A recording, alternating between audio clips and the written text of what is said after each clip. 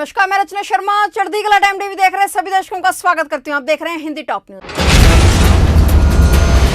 प्रधानमंत्री नरेंद्र मोदी ने देश भर में 14 अगस्त को विभाजन विभीषिका स्मृति दिवस मनाने का ऐलान किया है। शनिवार को उन्होंने ट्वीट किया है कि बंटवारे के दौरान लोगों के संघर्ष और बलिदान की याद में यह दिन मनाया जाएगा। उन्होंने कहा कि इससे भेदभाव और दुर्भावना की जहर कम होगी और देश में 15 अगस्त को 75वां स्वतंत्रता दिवस मनाया जाएगा। पीएम ने ट्वीट किया कि देश के बंटवारे के दर्द को कभी भुलाया नहीं जा सकता। नफरत और हिंसा की वजह से हमारे लाखों बहनों और भाइयों को विस्थापित होना पड़ा और अपनी जान गंवानी पड़ी। उन लोगों के संघर्ष और बलिदान की याद में 14 अगस्त को विभाजन विभीषिका स्मृति दिवस के तौर पर मनाने का निर्णय लिया गया है। देश भर में 75वें स्वतंत्रता दिवस को भव्य और दिव्य रूप से मनाने की तैयारियां जोरों शोरों से चल रही हैं। केंद्र सरकार भी आजादी के 75 साल को यादगार बनाने जा रही है। इस बीच आतंकियों की देश पर नापाक नजर है। सुरक्षा एजेंसियों ने इस बीच आतंकी हमले को लेकर अलर्ट जारी किया है, लेकिन आतंकियों की हर साजिश को फेल करने के लिए सुरक्षा का एक ऐसा चक्रव्यूह तैयार किया गया है जिसे कोई भेद नहीं पाएगा। दिल्ली और देश के तमाम शहरों में सुरक्षा के पुख्ता इंतजाम है। मध्य प्रदेश के ग्वालियर जिले से बड़ी खबर आई है। शहर के महाराजबाड़ा पर बड़ा हादसा हो गया। यहाँ फायर ब्रिगेड की हाइड्रोलिक मशीन की क्रेन टूट गई।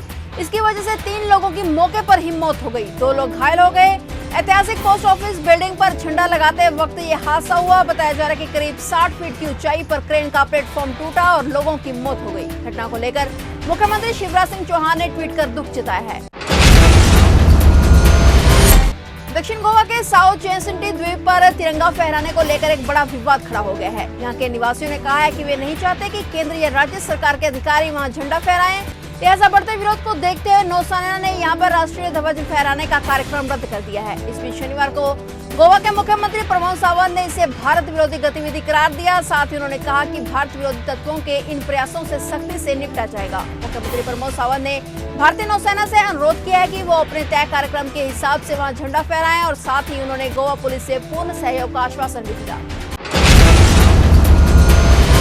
उत्तर प्रदेश के कासगंज में स्वतंत्रता दिवस के अवसर पर तिरंगा यात्रा नहीं निकाली जा सकेगी। जिला प्रशासन द्वारा 72 लोगों को पाबंद किया गया है। दरअसल 26 जनवरी 2018 को जिले में तिरंगा यात्रा के दौरान हिंसा हुई थी और तभी से प्रशासन गणतंत्र दिवस और स्वतंत्रता दिवस पर तिरंगा यात्रा की अनुमति नहीं देता है। पुलिस की टुकड़ियां सुरक्षा इंतजाम और चौकसी के साथ शहर में गली गली पैदल मार्च कर रही हैं। जिले में सुरक्षा व्यवस्था को लेकर सख्त निर्देश दिए गए हैं।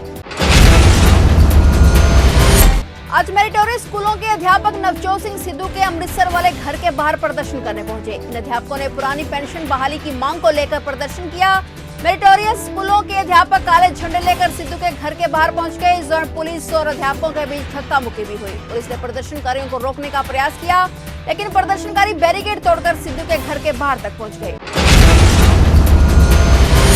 बठिंडा के लहरा गांव में एक छोटे हाथी का टायर फटने से उसकी पैसेंजर सीट पर बैठे एक युवक हरदीप के सीने में सड़क के किनारे लगा 6 फुट आयरन एंगल सीने के आर पार हो गया। इस युवक को एक राहगीर ने बड़ी मुशक्कत के साथ आदेश अस्पताल पहुंचाया, जहां पर 6 डॉक्टरों सहित पैरामेडिकल की 21 सदस्यों की टीम ने 5 घंटे ऑपरेशन के बाद आयरन एंगल को काट कर बाहर निकाला।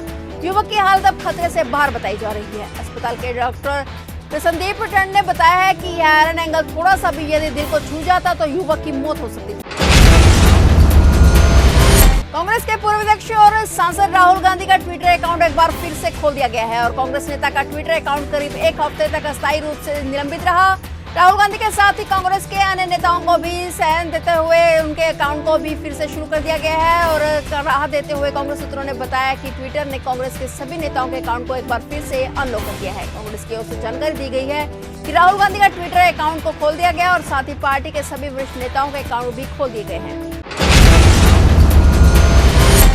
हर दिन बढ़ रहे कोरोना संक्रमण के मामलों को देखते हुए केंद्र सरकार ने सभी राज्यों को अलर्ट जारी कर दिया है। पिछले 24 घंटे में देश में कोरोना संक्रमण के 38,667 नए केस सामने आए हैं, जबकि 478 मरीजों की मौत हो गई। कोरोना के नए मरीज मिलने के बाद अब देश में कुल संक्रमितों की संख्या 3,21,56,493 हो गई है, जबकि 3,13,38,088 लोग इस संक्रमण से उभर चुके हैं। वहीं अब तक कोरोना से 4,30,772 लोगों की मौत हो गई। और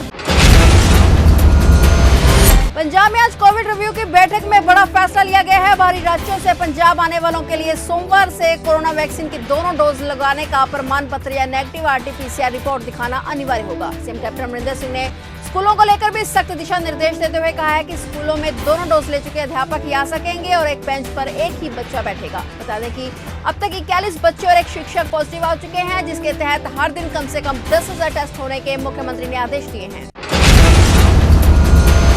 फिलहाल टॉप न्यूज में इतना ही। तब तक के लिए देखते रहिए चढ़ती कला टाइम टीवी और मुझे दीजिए इजाजत। धन्यवाद।